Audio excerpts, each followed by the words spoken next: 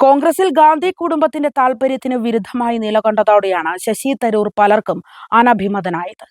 കോൺഗ്രസ് അധ്യക്ഷ സ്ഥാനത്തേക്ക് ഹൈക്കമാൻഡ് നിർദ്ദേശിച്ച മല്ലികാർജ്ജുൻ ഖാർഗെയ്ക്കെതിരെ മത്സര രംഗത്തിറങ്ങിയപ്പോൾ മുതൽ രാഹുൽ ഗാന്ധിയുടെ കണ്ണിലെ കരടായി മാറുകയായിരുന്നു തരൂർ.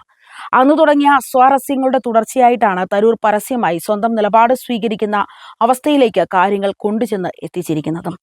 തന്റെ സ്വന്തം മേഖലയായ വിദേശകാര്യത്തിൽ പോലും ഇടപെടാൻ അനുവദിക്കാതെ മാറ്റി നിർത്താൻ ശ്രമിച്ച കോൺഗ്രസ് നേതൃത്വത്തിലെ ഒരു വിഭാഗത്തിനെതിരായ അമർഷം തന്നെയാണ് തരൂർ ഇതുവരെയും പ്രകടിപ്പിച്ചിരിക്കുന്നത്. മറിച്ചൊരു കാര്യം അദ്ദേഹം ചിന്തിച്ചിട്ടില്ല എന്നാണ് അദ്ദേഹവുമായി അടുത്തു നിൽക്കുന്നവർ പറയുന്നത്. ഓപ്പറേഷൻ സിന്ദൂറുമായി ബന്ധപ്പെട്ട് ശശി തരൂരിനെ മനഃപൂർവ്വം വിവാദത്തിൽ വലിച്ചിടുകയാണ് ഉണ്ടായത്. വിദേശ പര്യടനത്തിനുള്ള പ്രതിനിധി സംഘത്തിന്റെ നേതാവായി ശശി തരൂരിനെ നിയോഗിക്കാനുള്ള കേന്ദ്ര സർക്കാരിനുള്ള നീക്കം മനസ്സിലാക്കി അദ്ദേഹത്തെ കോൺഗ്രസിന്റെ പട്ടികയിൽ ഉൾപ്പെടുത്തേണ്ടതായിരുന്നു.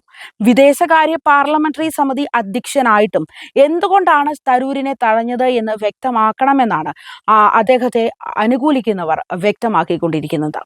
ഹൈക്കമാൻഡിലെ ഒരു വിഭാഗമാണ് ശശി തരൂരിനെ തഴയുന്നതിൽ ഗവേഷണം നടത്തുന്നത് എന്നുമാണ് അദ്ദേഹത്തെ അനുകൂലിക്കുന്നവർ പറഞ്ഞുകൊണ്ടിരിക്കുന്നത്.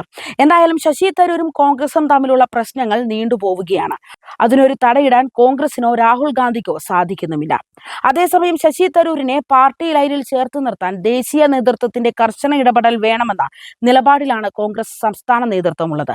പാർട്ടിയെ തുടർച്ചയായി പ്രതിസന്ധിയിലാക്കുന്ന നടപടികൾ അവസാനിപ്പിക്കാൻ തരൂരും അദ്ദേഹത്തെ ഒപ്പം നിർത്താൻ ഹൈക്കമാൻഡും തയ്യാറാകണമെന്നാണ് സംസ്ഥാന നേതാക്കളുടെ നിലപാട്.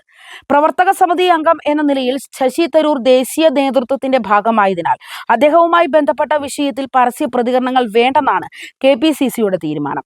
എന്നാൽ തദ്ദേശ നിയമസഭാ തെരഞ്ഞെടുപ്പുകൾ നടക്കാനിരിക്കെ എതിരാളികളെ സഹായിക്കുന്ന വിധത്തിലുള്ള പരാമർശങ്ങൾ തരൂർ അവസാനിപ്പിക്കണമെന്ന് തന്നെയാണ് നേതാക്കളെല്ലാം തന്നെ സ്വരത്തിൽ ആവശ്യപ്പെടുന്നത്.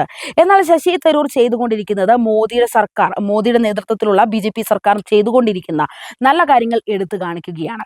തെരഞ്ഞെടുപ്പുകളെ നേരിടാനുള്ള നേതാക്കളുടെ ടീമിൽ തരൂരും വേണമെന്നാണ് നേതൃത്വം സ്വീകരിച്ചിരിക്കുന്ന നിലപാട്. നിലവിലെ ഒരു സാഹചര്യത്തിൽ തരൂരിനെ പിണക്കിയാൽ അത് കേരളത്തിലെ നിയമസഭാ തെരഞ്ഞെടുപ്പിൽ തിരിച്ചടിയായി മാറും.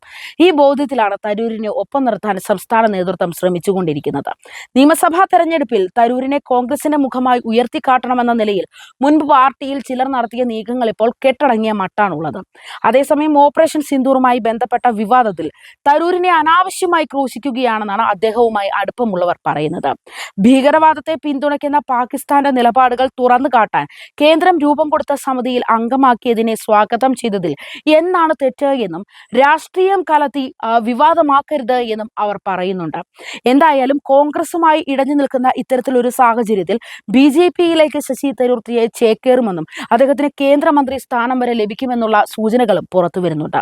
പ്രതിനിധി സംഘങ്ങളുടെ സന്ദർശനം സർവകക്ഷി യോഗം വിളിക്കണമെന്ന പ്രതിപക്ഷ ആവശ്യത്തിൽ നിന്നും ശ്രദ്ധ തിരിക്കാനുള്ള ഉപാധിയായി മാറരുതെന്നും കോൺഗ്രസ് പറയുന്നുണ്ട്. പാർട്ടി നിർദ്ദേശിച്ച 4 പേരിൽ മുൻ കേന്ദ്രമന്ത്രി ആനന്ദ് ശർമ്മയെ മാത്രം ഉൾപ്പെടുത്തിയ നടപടിയിൽ അതൃപ്തി അറിയിച്ചിട്ടുണ്ട്. എന്നാൽ പട്ടികയിൽ ഉൾപ്പെട്ട ശശി തരൂർ അടക്കം 4 കോൺഗ്രസ് നേതാക്കൾ പ്രതിനിധി സംഘത്തിന്റെ ഭാഗമാകുമെന്നും AICC general secretary Jairam Ramesh പറഞ്ഞു. സോണിയാഗാന്ധിയുടെ ഇടപെടൽ കൊണ്ടാണ് ഈ തീരുമാനത്തിലേക്ക് കോൺഗ്രസ് എത്തിയത് എന്നാണ് വിവരം. ഓപ്പറേഷൻ സിന്ദൂർ സമയത്ത് ശശി തരൂർ സ്വീകരിച്ച നിലപാട് പല കോൺഗ്രസ് നേതാക്കളിലും അതൃപ്തി ഉണ്ടാക്കിയിരുന്നു.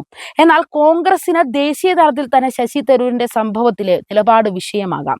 കേരളത്തിൽ നിലവിലത്തെ സാഹചര്യത്തിൽ ശശി തരൂരിന് മറ്റേത് കോൺഗ്രസ് നേതാക്കളെക്കാളും ജനപ്രീതിയുണ്ട് എന്ന കാര്യത്തിൽ യാതൊരു സംശയവും വേണ്ട.